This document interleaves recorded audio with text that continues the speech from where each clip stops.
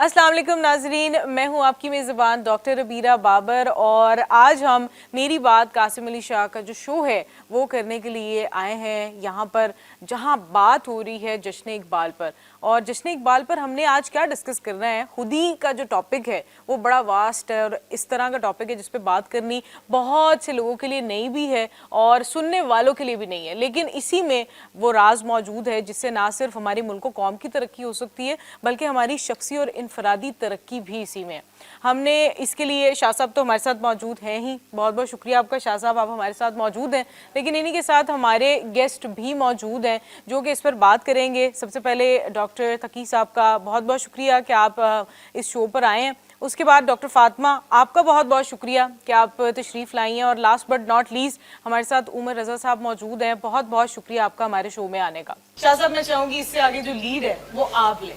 नहीं, आप कह लीजिए आप भाग रहे हैं आप भाग रहे हैं और मुझे अब देखिए सूर्य वाला, मैं आज के प्रोग्राम का एक इसका तनाजुर क्या है और ये किस हवाले से ये प्रोग्राम आपके सामने आ रहा है। असल में तो ये साल ख़त्म होने को है और ये प्रोग्राम शायद नवंबर में कहीं होना था, लेकिन अलहमरा में जश्न इकबाल, इसकी एक्टिविटीज़ बहुत प्यारे इरफान भट्ट साहब ने ऑर्गेनाइज़ की और ये जो सारी एक्टिविटीज़ हैं जो यस के प्लेटफॉर्म से हो रही हैं, इस एक्टिविटीज़ में अलहमरा, कासिम अली शाह फाउंडेशन और न्यूज़ वन ये सब कोलैबोरेशन से काम कर रहे थे।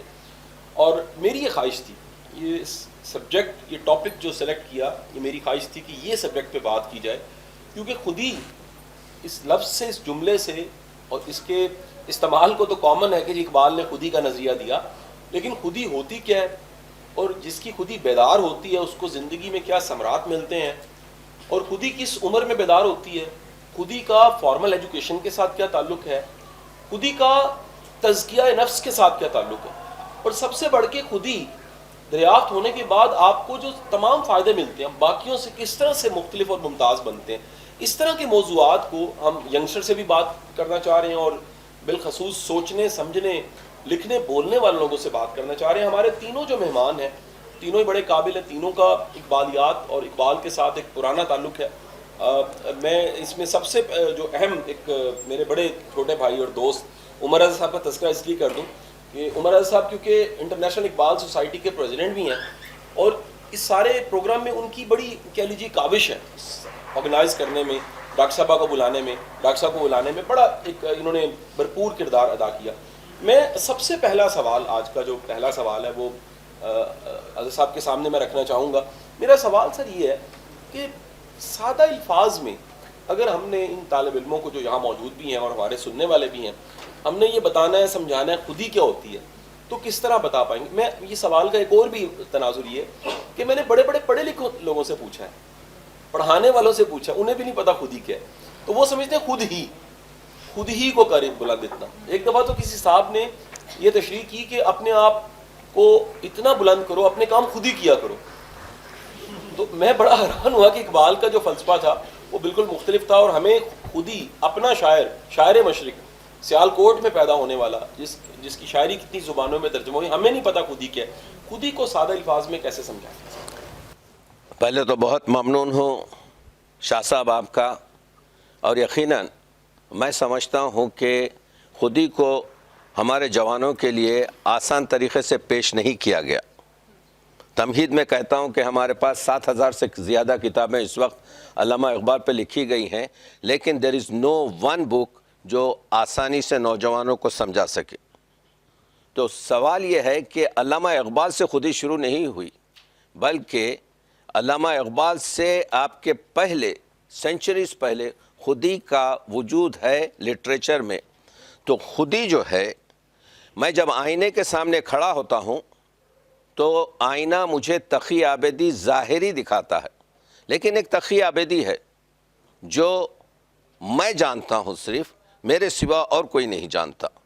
तो वो जो बातिन का जो ईगो है, बातिन का जो अना है, बातिन की जो तरबियत है, अल्लामा इक़बाल के जो 16,700 शेर आपके दरमियान मौजूद हैं, उसमें से फ़लसफ़े पे जो अभी शाह साहब ने कहा, यानी इस्बात खुदी, एहसास खुदी, और समर खुदी, इस पे मैक्सिमम 20% शेर हैं। लेकिन 80% شعر علامہ اقبال کے تربیت خودی پر ہیں. رگوں میں وہ لہو باقی نہیں ہے، وہ دل وہ آرزو باقی نہیں ہے، نماز و روزہ و قربانی و حج یہ سب باقی ہے، تو باقی نہیں ہے. تو یہ تو باقی نہیں ہے یعنی تیری خودی اس منزلت پر نہیں ہے جو صدر اسلام کے ان علماء کی، ان آپ کے اصحاب کی تھی. تو 80% کلام اقبال کا صرف اسرار خودی پر مت جائیے جس میں 1800 شعر کچھ ہو. علامہ کے تمام اردو اور اس میں تربیت خودی پر سب سے زیادہ ہر بلا واسطہ یا بالواسطہ آپ کو جو ہے ملیں گے. تو خودی وہ ہے کہ ہم شاہد اول، اقبال کہتے ہیں شعور خیشتن خیش را دیدن بنور خیشتن. پہلا اسٹیپ یہ ہے خودی کا کہ تم اپنا محاسبہ کرو اپنے وجدان کی روشنی میں. دیکھ رہے ہیں آپ کے ہم کو دوسروں کے عیب نظر آتے ہیں. ہم تو تربیت خودی میں اقبال نے پورا اپنی انرجی، ذرا نم ہو تو یہ مٹی، وہ ذرا نم کیا ہے؟ یا اقبال کہتے ہیں کہتا ہوں وہی بات سمجھتا ہوں جسے حق. یہاں پر اس شعر میں سمجھتا ہوں کلید ہے اس شعر کی. نے آبل مسجد ہونا تہذیب کا فرزند.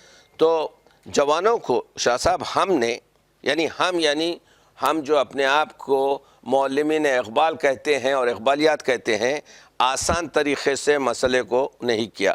تو یہ احساس خودی ہو یا اثبات خودی ہو یا ثمر خودی ہو، یہ سب آپ کے سیکنڈری ہے. اہم ترین اقبال کا اقبالیات میں تربیت خودی ہے کہ ہم کس طریقے سے تو میں زیادہ وقت نہ لیتے ہوئے صرف یہ کہوں گا کہ صحیح ہے.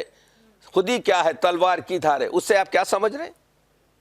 ایک فریز ہے، معنی کچھ نہیں آ رہے ذہن میں. یہ اشارہ پڑھتے چلے جائیں خودی یہ ہے، خودی یہ ہے، خودی یہ ہے. اس سے آپ کو انٹرنل کیا مل رہا؟ خودی یہ ہے کہ اپنی پاک سازی، جو ابھی لفظ آپ نے تزکیہ نفس کہا، آپ کو اپنی کوتاہیاں نظر آئیں اور دوسروں کی اچھائیاں نظر آئیں. یعنی اقبال جس طریقے سے بتاتے ہیں تربیت خودی جو ہے، انہوں نے بتایا کہ پہلا اسٹیپ یہ ہے کہ اپنی ضمیر کی روشنی میں اپنا محاسبہ کرو. دوسرا اسٹیپ کہا شاہد ثانی شعور دیگری خیشرا دیدن بنور دیگری. اقبال کہتے ہیں دوسرا اسٹیپ یہ ہے کہ تم اپنا محاسبہ کرو لوگوں کی نظروں میں. ہمسائے کی نظر میں تم کیسے ہو، لوگوں کی نظر میں تم کیسے ہو، دنیا کی نظر میں تم کیسے ہو، اپنے ہم کلاسیوں اور اپنے خاندان اور اپنے خاندان کی نظر میں تم کم سے. جب یہ دو چیزیں حاصل کر لو تو تیسرا اسٹیپ اقبال کہتے ہیں شاہد ثالث شعور نور حق خیشرا دیدن بذات نور حق. اب یہاں پر شریعت اور طریقت میں دیکھو، تم نماز بھی پڑھتے ہو، تم روزہ بھی رکھتے ہو، تم کام کرتے ہو. تو ہم تھرڈ پر اچکتے ہیں، فرسٹ اور سیکنڈ کو چھوڑ دیتے ہیں. تو یہ آپ کے بیسک چیزیں ہیں. فاطمہ سے ہے جی کہ خودی کی تعریف کیا ہے؟ یہ کیونکہ نقشے کے ہاں بھی اس کا تذکرہ ملتا ہے. اور کیا خودی کو ہم محدود کر سکتے ہیں کہ یہ صرف مسلمانوں میں پائی جاتی ہے یا تمام انسانوں میں پائی جاتی ہے، اور باقی جو 87 لاکھ مخلوقات ہیں کیا ان کی بھی کوئی خودی ہوتی ہے؟ ایک تو بہت شکریہ آپ نے دعوت دی، اور یہ جو ساری کاوش ہے یقیناً بہت قابل تحسین ہے. خودی کے حوالے سے میں آسان ترین الفاظ میں اور بہت اسٹریٹ فارورڈلی اگر عرض کروں، اب خودی کی تعریف کرنا بھی ایسے ہی ہو گیا جیسے عشق کی تعریف ہم سے ہو نہیں پاتی، کیونکہ وہ اتنا براڈ کانسیپٹ ہے، اقبال کا میٹا نیریٹو ہے خودی. لیکن آسان الفاظ میں خودی is your sense of I ایمنیس. آپ کے شعور کی بنیادی اکائی آپ کی خودی ہے. آپ کے شعور اور آپ کے وجود کو جو احساس آپس میں جوڑتا ہے وہ آپ کی خودی.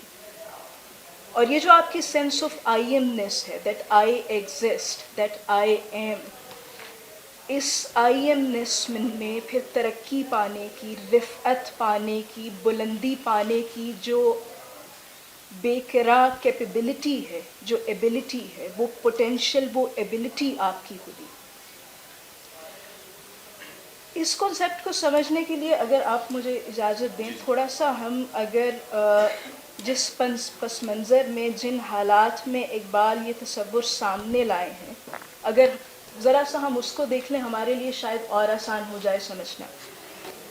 اقبال کی مثنوی اسرار خودی 1915 میں شائع ہوتی ہے، جس میں وہ بہت تفصیل کے ساتھ اس کانسیپٹ کو پیش کرتے ہیں۔ اب 1915 تک دنیا جو ہے وہ ورلڈ وار 1 اور اس کے نتیجے میں ہونے والی جو تباہی سامنے آ رہی تھی وہ دیکھ چکی ہے یا دیکھ رہی ہے۔ اس کے نتیجے میں جو گلوبلی یورپ کے ساتھ ان کا جو ایک پورا تھیسز آف انلائٹنمنٹ تھا، یورپین رینیسانس، اس کا اتنا وحشتناک نتیجہ دنیا نے دیکھا کہ اگر ہمارے سارے علم کا ترقی کا نتیجہ یہ تباہی ہے تو ہم جس نظریاتی اساس پر دنیا چلا رہے تھے پھر اب اس کا کیا ہوگا؟ یعنی جو ایک عالمی سطح پر انسان کے لیے ایک وحشت اور ایک لایعنیت اور ایک حزن جس میں ایگزسٹینشلزم اور اس جیسے نظریات سامنے آئے کہ آپ بس موجود ہیں لیکن موجود ہونے کا کوئی معنی نہیں ہے، ایک تو وہ پس منظر، اور پھر ان سارے حالات کو جس طرح سے ساؤتھ ایشیا کی عوام نے، آپ دیکھیے یورپ کا انسان تو اس سارے ایگزسٹینشلسٹ کرائسس سے گزرا ہے ایک آزاد انسان ہو کر۔ ساؤتھ ایشیا میں مسلمان یا یہاں کی ساری آبادی تو اس کے ساتھ ساتھ ایک غلامی کے احساس کے ساتھ اس کرائسس سے بھی گزری۔ تو ان سب میں انسانیت کو، انسان کو، اس کے وجود کو ری ڈیفائن کرنا اقبال کو درپیش ہے کہ اسے یہ بتایا جائے کہ تم ہو، تم موجود ہو، تمہارے موجود ہونے کا کوئی معنی ہے، تمہارے موجود ہونے کا کوئی مقصد ہے اور کوئی منزل ہے جہاں تک تم نے پہنچنا ہے۔ تو ایک تو یہ اس کا پس منظر ہے، وہ سمجھنا بھی بڑا ضروری ہے کہ کیوں اقبال کو خودی۔ اور پھر آپ یہ بھی دیکھیے کہ اقبال نے خاص طور پر ساؤتھ ایشیا کے تناظر میں اس بات کو، اس ضرورت کو بہت محسوس کیا کہ ہمارا جو فکری نظام ہے، جو نظریاتی نظام ہے، اس میں اس وقت کا جو ڈومیننٹ صوفیزم کا، تصوف کا ڈسکورس تھا، جو اقبال کے نظریے کے مطابق انسان کے وجود کی نفی کر کے خدا تک پہنچنے کی تعلیم دے رہا ہے۔ پاپولر ڈسکورس، میں مین اسٹریم صوفیزم کی بات نہیں کر رہی، اس کے تو اقبال بھی قائل ہیں۔ پاپولر ڈسکورس کو اقبال نے یہ دیکھا کہ وہ انسانی وجود کی، اس کی معنویت کی نفی کر کے اس کو اسبات خدا کی طرف لے کر جا رہا ہے۔ اقبال یہ سمجھتے تھے کہ اس وقت کا جو پاپولر ڈسکورس ہے تصوف کا، اس کا تصور خدا تو درست ہے، اس کا تصور انسان درست نہیں، اس کا تصور دنیا درست نہیں ہے، اسے درستی کی ضرورت ہے۔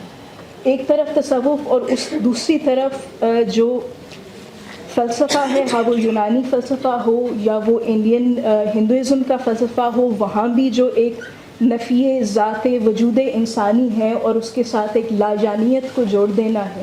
پھر اس سب کے ریئیکشن میں اور اس کو کاؤنٹر کرنے کے لیے اور انسان میں دوبارہ یہ یقین بیدار کرنے کے لیے کہ تم بغیر کسی وجہ کے موجود نہیں ہو اور تم موجود ہو پہلے تو، اور تمہارا ایک مقصد ہے۔ That was on the idea of God, اور ساری کی ساری انویسٹمنٹ اس پر تھی، نظریاتی۔ اقبال نے اس کو شفٹ کیا ٹو دا آئیڈیا آف مین، کہ الوہی عظمت ٹھیک ہے مگر انسانی عظمت کی بھی تو کوئی بات کرے۔ ایک جملہ اضافہ کر سکتا ہوں؟ میں جملے کے اضافے سے پہلے ایک سوال بھی ایڈ کرنا چاہوں گا، میں نے سنبھال کے رکھا۔ نہیں، بہت اچھا بات کی۔ دیکھیے، علامہ اقبال کہتے ہیں کہ جو چیز بھی اس دنیا میں ناسوت میں ہے، وہ پتھر ہو، وہ جھاڑ ہو، خود ہی رکھتی ہے۔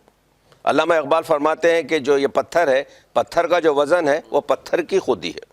جب آپ ایک جھاڑ کو کاٹ رہے ہیں تو جو مزاحمت ہو رہی ہے وہ مزاحمت اس شجر کی خودی ہے۔ علامہ کے میں اسرار خودی سے پڑھ رہا ہوں، علامہ فرماتے ہیں کہ اس کے لیے اطاعت کا ہونا، جیسا ابھی ڈاکٹر صاحبہ نے کہا کہ جب ہوا پھول کے اندر بند ہوتی ہے تو وہ ہوا خوشبودار ہو جاتی ہے، اطاعت کے تحت فالو آتا ہے۔ تو یہ جو گفتگو کی ہے بڑی خوبصورت گفتگو، تو میں صرف آپ کے جو ہے حاشیہ بڑھانا چاہتا ہوں. میں ڈاکٹر صاحب اسی حاشیے میں ایک سوال بھی رکھنا چاہ رہا ہوں. جی اور وہ سوال یہ ڈاکٹر صاحب کہ ایک ہمارے یہاں کامن کانسیپٹ ہے نفس کا, جی. ایگو کا. یہ نفس یا ایگو ایک نیگیٹو ٹرم کے طور پہ بولی جاتی ہے کہ نفس کے ہاتھوں مجبور تھا. نفس اور ایگو میں کیا فرق ہے؟ پہلا تو کوشچن یہ ہے کہ ہم نے, کیونکہ نفس کو دونوں طریقے سے بھی بیان کیا گیا ہے. نفس مطمئنہ اعلیٰ ترین نفس ہے. ہمیشہ آپ کے در ید بیضا ہمیں انگشتہ ایک دسنیس. حضرت موسیٰ کے ہاتھ میں بھی پورے انگلیاں برابر نہیں ہیں, ایک چھوٹی ہے, ایک موٹی ہے, ایک پتلی ہے, ایک. تو کہنے کا مطلب یہ ہے دنیا کے لوگوں میں تو نفس ہمیشہ, آپ نے بالکل صحیح کہا کہ نفس زیادہ تر 80% ایگو کو جو ہے نیگیٹیوٹی میں لیا گیا. لیکن جہاں پر کہا گیا کہ یہ بڑا, مگر آپ لوگوں کو کہا گیا بڑا خوددار آدمی ہے, تو خوددار یعنی یہاں پر خودی کو پازیٹیو اس میں دفن کیا. علامہ اقبال نے جو کمال کیا ہے, علامہ اقبال پہلے شخص نہیں ہے جنہوں نے ایگو پر اور خودی پر بات چیت کی ہے. یہ جو علامہ اقبال کہتے ہیں کہ جو شخص یہ 4 بڑے لوگوں کے آپ کے طلسمات میں گرفتار ہوتا ہے, یعنی شنکر آچاریہ, ابن عربی, بیدل دہلوی اور ہیگل, وہ کبھی باہر نہیں نکل سکتا. میں کہہ رہا ہوں 5واں آپ شامل کر دیجئے, وہ علامہ اقبال ہے خود, جس کے آپ کے جو ہے باہر نہیں نکل سکتے.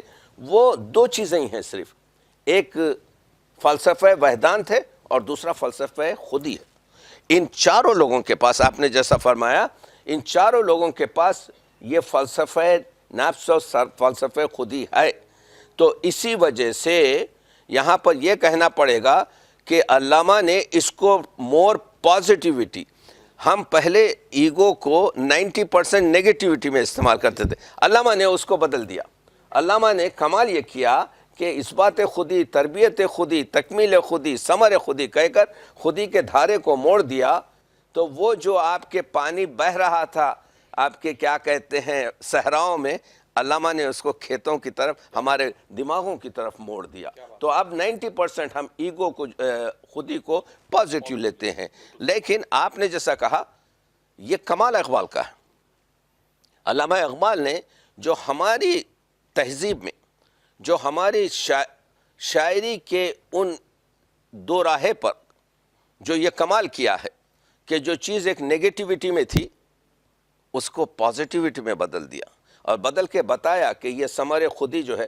بہت سی باتیں ہوئیں, آپ نے جیسا پہلے فرمایا کہ ثمر خودی میں جو نتیجہ تربیت خودی ہے, تکمیل خودی ہے. ہمارے پاس تکمیل خودی کے بعد ثمر خودی ہے, وہ مرد مومن ہو, وہ مرد مجاہد.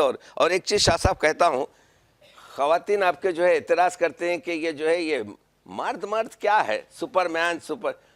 مسئلہ یہ ہے مرد ہے ایکس اینڈ وائی, مرد میں 50% عورت شامل ہے.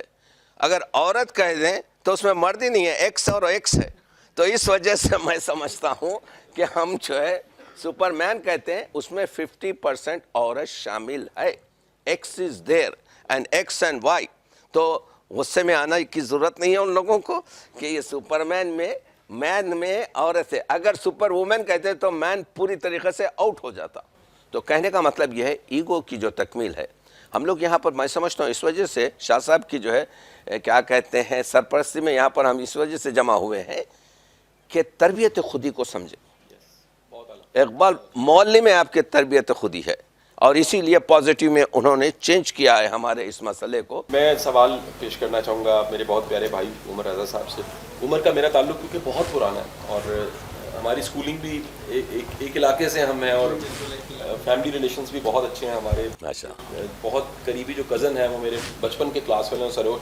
اور سب سے بڑھ کے ہماری دوستی کی وجہ اللہ غریق رحمت کرے نعمان بھائی ہیں. ارے کیا کر, تو اللہ کے پاس چلے گئے 2 سال پہلے, چند دن پہلے کینیڈا بھی تھا تو اسپیشلی ان کی قبر میں گیا پڑھنے کے لیے. زمانہ طالب علمی میں جو اقبال میں نے پڑھا 2012 میں, میں سر یہ کورس کر رہا تھا, تو میرے بچے کہتے تھے کہ آپ پاپا عجیب ہیں, آپ بھی پڑھنے جاتے ہیں. تو میں انہیں کہتا تھا کہ بیٹے میں دعا مانگو آخری سانس تک پڑھوں, کیونکہ میرے نبی کا حکم ہے ماں کی گود سے آپ نے قبر تک علم حاصل کرنا ہے. تو اقبالیات کا میں نے کورس کیا, تو اس میں عمر بھی تھے اور نعمان بھائی تو اس کو لیڈ کر رہے تھے, تو ہمیں بڑا فائدہ ملا اس سے. بالخصوص سوچنے اور سمجھنے کی جو ایک صلاحیت تھی, دنیا کو اور جدید فلسفوں کو سمجھنے کی, عمر بھائی میرا آپ سے سوال یہ ہے، پچھلے 8-10 سالوں سے آپ دیکھ رہے ہیں انٹرنیشنل اقبال سوسائٹی کو، بڑی ضرورت ہے اس وقت ایکٹیویٹیز کی. ہمارے بچے جو ہیں وہ سدو موسے والا سے زیادہ واقف ہیں، اور وہ کہہ لیجئے کہ جو آج کے چاہت فتح علی، ہاں ان کو زبانی یاد ہے، بدو بدی بچے کو پتہ ہے، خودی کا نہیں پتہ. تو یہ جو ایک عجب زمانہ ہے جس میں خرافات جو ہیں وہ اتنی عام ہو گئی ہیں، اندھیرا اتنا بڑھ گیا کہ روشنی دب گئی ہے، اور اس روشنی جو کہ اپنی روشنی ہے. اقبال سے مجھے اس لیے بھی محبت ہے کہ میرے زندگی کے کئی ایسے واقعات ہیں کئی ممالک میں جا کے، وہاں کے کسی فلسفی نے مانا کہ آپ کے پاس تو اپنا اقبال ہے، اور ہمیں شرمندگی ہوئی کہ جیسے آپ نے کہا کہ ہمارے تو گلی محلے میں خود ہی ہونی چاہیے، ہمارا یہ موضوع اور مضمون نہیں ہے، ہم کہاں کھڑے ہیں. تو activities, seminar, session, schools, colleges میں اقبال کا پڑھانا کتنا ضروری ہے؟ بہت شکریہ سب سے پہلے تو، اور میں مبارکباد دوں گا جو آج ماشاءاللہ اتنا خوبصورت انہوں نے ارینج کیا اس پورے پروگرام کو. اور للامہ نے جیسے کہا ہے نا، پرونا ایک ہی تسبیح میں ان بکھرے دانوں کو، جو مشکل ہے تو اس مشکل کو آسان کر کے چھوڑوں گا. تو ماشاءاللہ انہوں نے اس سب لوگوں کو جو اکٹھا کیا ہے، اکٹھا پرویا ہے ایک تسبیح میں، تو بہت مبارک ہو. اور یہ اسی سلسلے کی ایک کڑی ہے جو آپ نے ابھی گفتگو کی کہ یہ بہت ضروری ہے اس طرح کی ایکٹیویٹیز. اور ہم نے ہم جو 15 سال اس میں گزارے ہیں اس انٹرنیشنل اقبال سوسائٹی کے تحت، جو مختلف ایکٹیویٹیز ہم نے کی ہیں، اس میں ہمارے ذہن میں نا یہ چیز بڑی کلیئر تھی پہلے دن سے کہ دو طرح کی آڈینس ہے. ایک وہ آڈینس ہے جن کو ہم نے اقبال تک لے کر آنا ہے، اور آج ماشاءاللہ آپ نے دیکھا کہ ہزاروں کی تعداد میں لوگ ادھر موجود ہیں اور وہ آئے ہیں اقبال کی محبت میں. اب سب سے ضروری جو کام ہے ان کو یہاں سے نیکسٹ اسٹیپ پر لے کر جانا ہے. ٹھیک ہے، اب ان لوگوں میں سے ہی ہم نے لوگ وہ نکالنے ہیں جن کو ہم نے اقبال پڑھانا ہے. تو اس کے لیے ہماری کوششیں جو ہیں انٹرنیشنل اقبال سوسائٹی کی وہ یہی ہیں 15 سال سے، کہ جو لوگ اقبال کی محبت میں اکٹھے ہوتے ہیں، کانفرنسز میں آتے ہیں، سیمینارز میں آتے ہیں، اور بہت بڑی تعداد ہے. مطلب ہم لوگ کہنے کی بات ہے کہ لوگوں کو محبت نہیں ہے یا لوگ اس سلسلے میں آتے نہیں. جب بھی کبھی کوئی پروگرام ہوتا ہے، آپ لوگ اس کے گواہ ہیں، پچھلے 15 سال میں جتنی ایکٹیویٹیز ہوئی ہیں تو ماشاءاللہ ہمیشہ ہاؤس فل ہوتا ہے، لوگ آتے ہیں محبت میں، جس طرح کی بھی ایکٹیویٹیز ہوئی ہیں. تو ہماری کوشش یہی ہوتی ہے کہ انہی لوگوں میں پھر ان کو اگلے نیکسٹ اسٹیپ پر لے کے جایا جائے. اور وہی اسی کے وہ جو آپ نے بھی کورسز کا ذکر کیا جس میں ہم لوگ اکٹھے تھے، وہ اسی سلسلے کی ایک کڑی تھی کہ جن لوگوں میں انٹرسٹ ہے ان کو پھر اقبال کو پڑھایا جائے، ان کے سامنے اسکالرس کو بٹھایا جائے، اور یہ شکایت دور کی جائے دونوں اینڈ سے، جو بزرگوں کی بھی ہے اور سیکھنے والوں کی بھی ہے، کہ وہ سیکھنے والے کہتے ہیں سکھانے والے نہیں ہیں، سکھانے والے کہتے ہیں اس نسل کو سیکھنے کا شوق نہیں ہے. تو ہم لوگ یہی کام کرتے ہیں، اس بریجنگ کا کام کرتے ہیں، دونوں کو ایک پلیٹ فارم پہ لا کر اکٹھا کرتے ہیں. اور ہم نے اس کو پروف کیا کہ یہ ایسا نہیں ہے، لوگوں میں ارج بھی ہے اور سکھانے والے بھی موجود ہیں. اور انشاءاللہ آپ سب لوگوں کے تعاون سے یہ سلسلہ آگے چلتا رہے گا انشاءاللہ. بہت بہت شکریہ. میں ایک سوال اپنے دونوں جو معزز مہمان ہیں، ڈاکٹر صاحبہ اور ڈاکٹر صاحب، میں آپ سے عرضی پیش کرنا چاہوں گا. جدید دنیا میں بڑی تیزی کے ساتھ کچھ ایسے مضامین ہیں جو پریکٹیکلی ایکسرسائز کروائے جاتے ہیں، ان کی ورک شاپس اویلیبل ہیں. ایک ٹاپک اس میں سے مائنڈ فلنس ہے، دوسرا میڈیٹیشن ہے، اور تیسرا میڈیٹیشن مراقبہ قریب کی چیزیں کہہ لیں ایک ہی ہے. تیسری جو چیز ایک انٹرسٹنگ ہے وہ مائنڈ سائنسز ہے. تو ہوا یہ ہے کہ دنیا میں یہ جو سیلف ہے اس کو پالش کر کے اتنا ایلیٹ کیا جاتا ہے، اتنا پالش کر کے وہاں لے کے جایا جاتا ہے کہ آج کا دنیا کا نمبر 1 جو موٹیویشن اسپیکر ہے ٹونی رابنس، اس کی تقریر کے بعد باہر آگ کے انگارے جلے ہوتے ہیں، ویڈیوز پڑی ہوئی ہیں یوٹیوب پہ، اور فائر واک ہوتی ہے. اطلاع کے لیے 25 ہزار آڈیٹوریم میں لوگ ہوتے ہیں. اور جو fire walk by Tony Robbins دیکھیے تو وہ کوئی مذہبی عقیدے سے نہیں کرواتا، وہ آپ کی خودی کو، سیلف کو وہاں لے جاتا ہے. یا مراقبے میں مختلف طرح کے تجربات ہیں. میں سر جاننا چاہوں گا، ڈاکٹر فاطمہ آپ سے پوچھنا سب سے پہلے چاہوں گا، خودی کو پہچاننے کے لیے، جاننے کے لیے کوئی مشق بتائیے، کیونکہ اس وقت اتنی اٹریکشن ہے. یعنی آج دیکھیے سدگرو لوگ فالو کر رہے ہیں، بی کے شوانی لوگ فالو کر رہے ہیں، دنیا کے کیسے کیسے فلسفے ہیں جن کے فالوورز موجود ہیں. تو اس جدید دور میں جہاں انٹرنیٹ موجود ہے، سوشل میڈیا موجود ہے، کوئی خودی کو ڈھونڈنا چاہتا ہے، تلاش کرنا چاہتا ہے، پہچاننا چاہتا ہے، اس کے لیے اسٹیپ نمبر 1 2 3 کیا ہونے چاہیے؟ اسٹیپ نمبر 1 2 3 تو خود اقبال نے بتا دیا. جب اقبال فلسفہ خودی کی بات کرتے ہیں تو وہ صرف اس کی تعریف تک یا صرف اس کے ایک فلسفیانہ نظریے تک تو محدود نہیں رہے. اقبال نے پریکٹیکلی خودی کو 3 مرحلوں میں ڈیوائڈ کر کے ہمارے سامنے اس کی پریکٹیکل ایگزامپلس کے ساتھ رکھا، جس میں مثال کے طور پر اقبال کہتے ہیں کہ वसूल खुदी का या खुदी तक पहुँचने का जो पहला स्टेप है उसे इकबाल इताअत का नाम देते हैं कि आप किसी एक आइन की, जो इकबाल की अगर हम बात करें तो वो शरीयत मोहम्मद, कि आप किसी एक आइन की पाबंदी करें, बिल्कुल एब्सोलूट फ्रीडम दुनिया में कहीं नहीं, उसका कोई कॉन्सेप्ट नहीं है और ना ही वो इंसान के हक़ में उसको बेहतर समझा गया है। तो आप किसी एक पैराडाइम की, किसी एक आइन की, किसी एक इकबाल की सूरत में शरीयत मोहम्मदी की पाबंदी करें, अपने आप को उसका पाबंद करें, उसके पैराडाइम के अंदर ले आएं, पहला स्टेप। दूसरा स्टेप जो बेहद अहम है दैट इज़ ज़ब्त नफ्स, और वो हमारे आज के इस दुनिया में, इस कैपिटलिस्ट और कंज्यूमरिस्ट दुनिया में वो सबसे अहम है कि आपकी जो ख्वाहिशात नफसानी हैं, जो आपकी मटीरियल और कार्नल डिज़ायर हैं, आपने उसको कंट्रोल करना। आपको ये समझना है कि इस दुनिया में आप एक मकसद लेकर आए हैं और ये दुनिया, जैसे रसूल पाक की हदीस है कि ये एक आपके लिए ऐसे है जैसे मुसाफिर गुज़रता है कारवान सराय से, बल्कि रसूल पाक की हदीस तो है कि ना सिर्फ तुम इस दुनिया से ऐसे गुज़रो जैसे मुसाफिर है, बल्कि जैसे चलता हुआ मुसाफिर है। तो ज़ब्त नफ्स उसका दूसरा इकबाल ने बताया है। फिर उसके बाद तीसरे दर्जे पर वो जो नियाबत इलाही और खिलाफत इलाही का दर्जा है, वो ज़ब्त नफ्स और इताअत के बाद तीसरा और आखिरी मरहला है। तो उसका वो सारे स्टेप बाय स्टेप तो इकबाल ने ख़ुद बता दिया कि तुमने अपनी खुदी को पाना है, ये रास्ता है और ये पैराडाइम है और इसमें रहकर पाना है। और जब आप उस तीसरे दर्जे पर पहुंच जाते हैं, और ये भी हमें समझना है कि फिर इकबाल ये भी जानते हैं, ज़ाहिर है कि हमें उसके लिए, जैसा आपने सवाल किया कि मिसाल की भी ज़रूरत पड़ेगी कि जैसा कि किसकी खुदी इतनी कामिल है जिसको हम फॉलो करें, तो इकबाल ने रसूल पाक सल्लल्लाहु अलैहि वसल्लम की ज़ात को सामने रखा, यानी खुदी अपनी मोस्ट आइडियल फॉर्म तक जब पहुंचती है तो उसको आप देख सकते हैं रसूल पाक की ज़ात। अमली तौर पर अगर आपने देखना है मैदान जंग में, जिहाद में, तो आप हुसैन की ज़ात को देखें। ये दोनों मिसालें इकबाल ने सामने रखी। यानी खुदी की जो नज़रियाती तारोपोद है वो रसूल पाक की ज़ात से है। अगर आप इसको एक इमारत तसव्वुर कर लें तो उसका नक्शा सीरत रसूल से आप लेंगे और उसके जो बिल्डिंग ब्लॉक्स हैं वो इश्क है। इश्क अपने अंदर एक इतना बड़ा नैरेटिव है। इकबाल ने लिखा है कि खुदी एक चीज़ से मजबूत होती है, वो है इश्क, और एक चीज़ से ज़ईफ़ होती है, कमज़ोर होती है, वो है सवाल करना। अब ये सवाल करना सिर्फ हम क्योंकि अपने ज़माने के मुताबिक सोचते हैं तो सिर्फ वो इक़्तिसादी या उधार मांगना या IMF के पास जाना वो भी सवाल करना है, मगर ये कि आप अपने नज़रियात में भी सवाली हों और आपको अगयार के नज़रियात की ज़रूरत पड़े, आपको उनकी तहज़ीबी इकाइयों की भी ज़रूरत पड़े, उनकी सकाफ़त की भी ज़रूरत पड़े, जबकि आपने अपनी सारी तहज़ीबी शनाख्त पर पर्दे डाल रखे, तो सवाल में वो सब भी आता है। तो ये सारा पैराडाइम इकबाल के यहाँ है। इकबाल का, और फिर जो उसका तीसरा और आखिरी हिस्सा जो मैं बात कर रही हूँ, जो नियाबत इलाही और खिलाफत इलाही का है, जो अताअत और ज़ब्त नफ्स के बाद जहाँ इंसान पहुँचता है, वहाँ तो इकबाल ने हत्ता कि अपने रिकन्स्ट्रक्शन में लिखा है कि वहाँ पहुँचकर इंसान एक तरह से खुदा का को-वर्कर बन जाता है।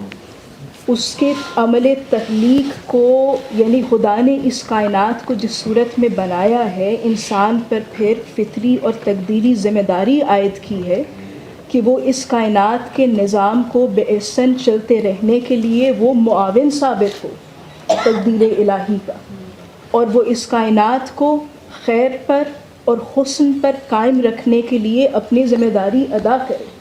और ये भी तो आप देखिए कि खुदी का तसव्वुर, उसके बाद तसव्वुर बेखुदी भी तो है। तो ये जो आपकी इनफरादी कामयाबी और रिफ़त और बुलंदी है, कहीं ये ना हो कि वो आपको गुरूर में और सिर्फ़ एक सेल्फ़ अचीवमेंट तक महदूद रख ले। फिर आपने उसको इज्तमाइयत में भी बदलना है। आपने अपनी सेल्फ़ अचीवमेंट को मुआशरे की इस्लाह के लिए भी इस्तेमाल करना है, जो कि फिर बेखुदी का तसव्वुर है उसके आगे। डॉक्टर साहब, मैं यही सवाल आपकी बारगाह में पेश करना चाहूँगा कि कोई अमली इक़दाम हमें बता दीजिए ताकि बच्चे ये घर जाके कुछ ना कुछ तो कर सकें। आपने जो قاسم علی صاحب یہ جو سوال کیا ہے یہ خودی کا سب سے اہم سوال ہے کہ جو سوال آپ نے کیا. دیکھیے اگر آپ اسرار خودی کا علامہ اقبال کا لکھا ہوا دیباچہ پڑھیں گے تو اقبال کہتے ہیں میرا مقصد اسلام کی وکالت نہیں ہے. پڑھ لیجئے, میرا مقصد اسلام کی وکالت نہیں ہے بلکہ میرا مقصد ایک ایسے معاشرے کی تشکیل ہے. جب میں مسئلے کہتا ہوں کہ خودی کا سر نہاں لا الہ الا اللہ, معنی یہ ہے کہ غیر اللہ کا بیم اور ڈر آپ کے دلوں سے نکل جائے اور آپ صرف ایک ہی اللہ کی, وہی سجدہ ہے لائق احترام, کرے سارے سجدے جو تجھ پر حرام. تو کہنے کا مطلب یہ ہے کہ پریکٹیکلٹی یہ ہے کہ اس دنیا میں جہاں پر اب 57 ہمارے اسلامی ملک ہیں, اللہ سے ڈرنے والا بہت کم ہیں, سب ایک کسی اور سے ڈر رہے. اقبال کا خودی کا پروگرام یہی ہے کہ بیم غیر اللہ عمل را دشمنس, یعنی آپ کے جتنے بھی اسلامی چیزیں ہیں اقبال کہتے ہیں اس کا دشمن ہے یہ جو آپ کے پاس غیر اللہ کا جو ڈر ہے.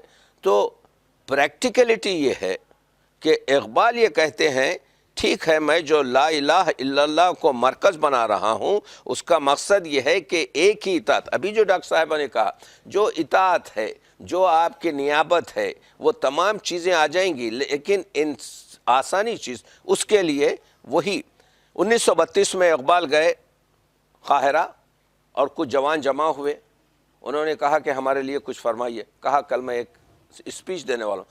وہ لڑکے جو ہے مصر کے بازد ہو گئے تو اقبال نے ایک چھوٹا سا کاغذ کا پرزہ لیا ہاتھ میں اور اس پر لکھا بی فیتھفل ٹو پروفٹ محمد, کی محمد سے وفا تو نے تو ہم تیرے ہیں. تو آپ دیکھ رہے ہیں کہ اقبال کا مقصد یہ ہے کہ قرآن مجید کی جو آپ کے جو ہے کیا کہتے ہیں, کیونکہ اقبال قرآن مجید اور رسالت نبوی اور اسلام دین کے علاوہ کچھ نہیں ہے. تو اقبال کی خودی کا مرکز جو پریکٹیکلٹی ہے وہ یہ ہے سب سے پہلی چیز کہ ہم اپنا محاسبہ کریں. دوسری چیز یہ ہے کہ آگے بڑھ کر ہم یہ جو بیم غیر اللہ, یہ غیر اللہ کا جو ہمارے پاس ڈر ہے, اقبال اس پر بہت آپ کے جو ہے اہمیت دیتے ہیں.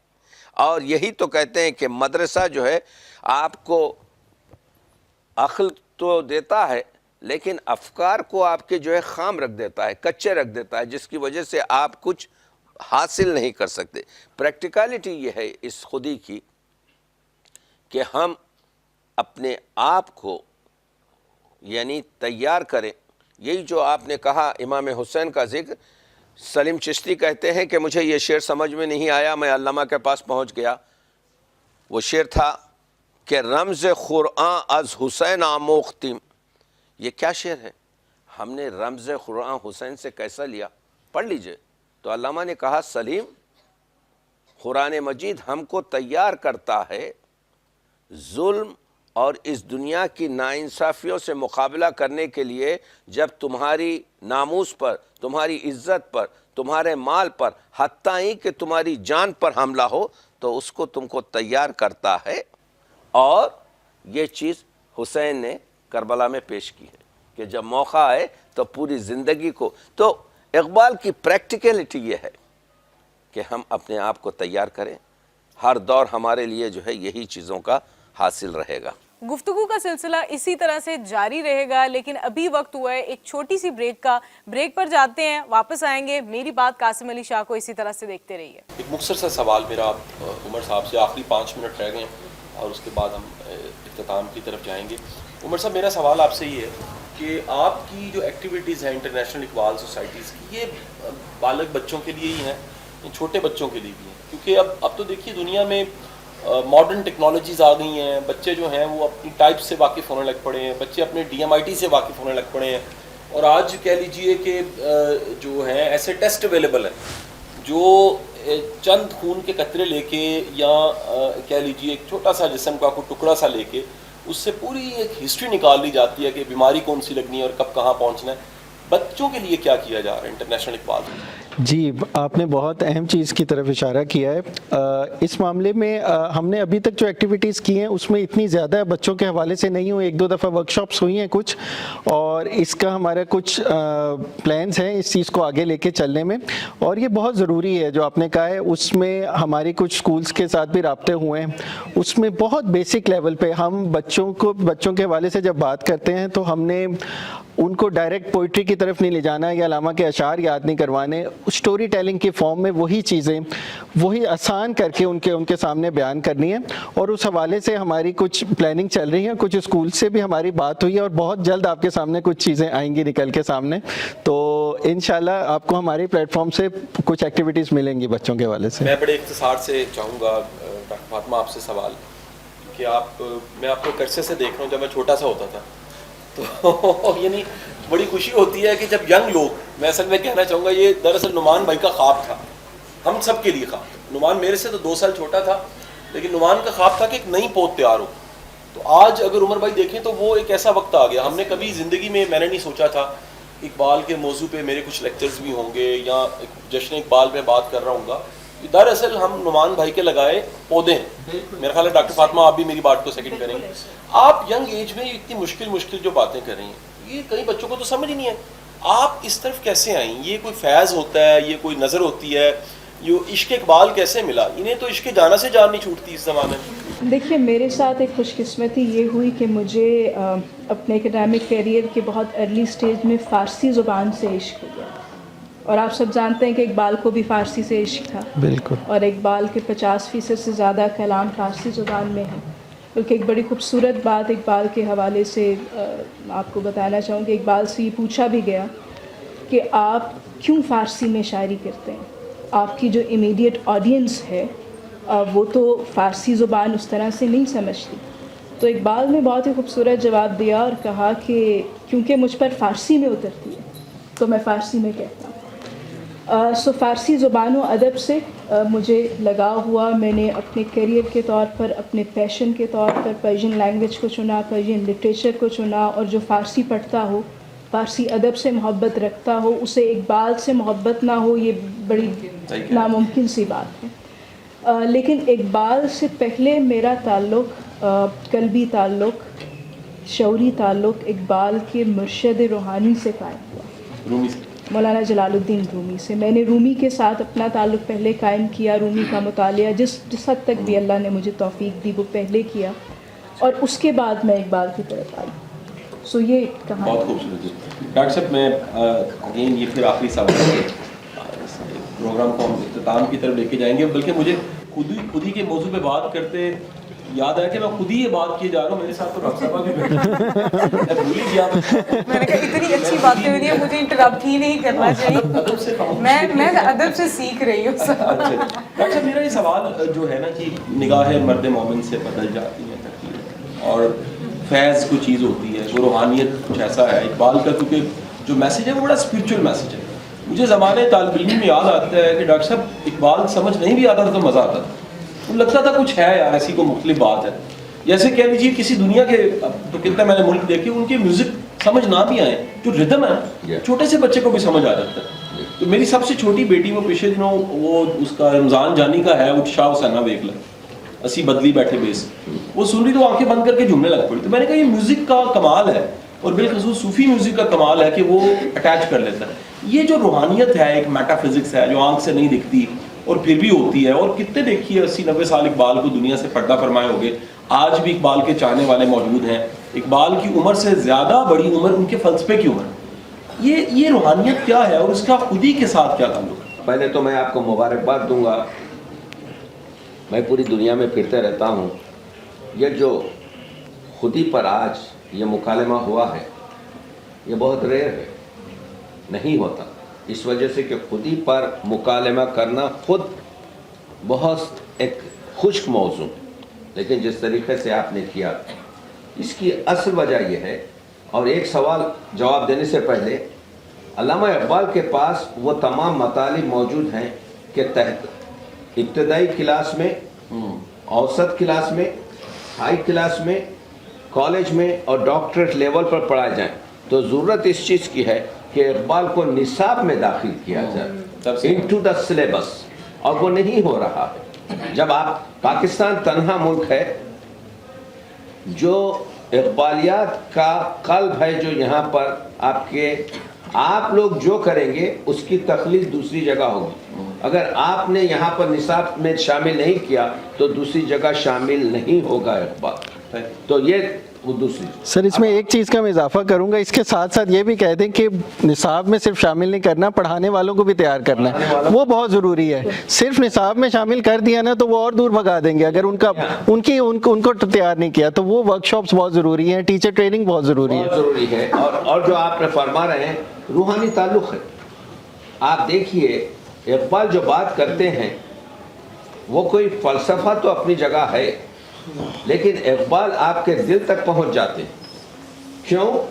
اقبال کے پاس وہ سچائی ہے, کوئی نقل اور وہ چیز نہیں ہے. دل سے جو بات کی جاتی ہے اثر رکھتی ہے. شکوہ جواب شکوہ دنیا میں کیوں اس طرح سے وائرل ہوا اس زمانے میں جب کہ اقبال پر کفر کے فتوے کا مٹیریل تیار ہو رہا تھا. کیوں آپ کے جو ہے آج گزرنے کے بعد بھی 100 سال گزرنے کے بعد بھی شکوہ جواب شکوہ ایک ایسی نظم ہے کہ اس کی کوئی مثال اردو ادب تو کیا فارسی ادب بھی آپ کے جو ہے میری نظر میں نہیں ہے جو دے سکے. اس کی وجہ یہ ہے کہ اقبال دل سے بات کرتے ہیں اور کہتا ہوں وہی بات. یعنی اقبال جو ہے کسی قسم کی پرواہ نہیں کرتے. میں زہر ہلاحل کو کبھی کہہ نہ سکا خان. تو اسپریچول کنیکشن اس وجہ سے ہوا ہے کہ اقبال نے بناوٹی گفتگو نہیں کی. اسپریچول کنیکشن اس وجہ سے ہوا ہے کہ اقبال نے پوری طریقے سے ہم کو بتایا, صرف تشخیص نہیں دی ہے بلکہ اس کا علاج بھی بتایا ہے. اور علاج یہ ہے, آپ جانتے ہیں پوری طریقے سے کہ اطاعت الہی ہے.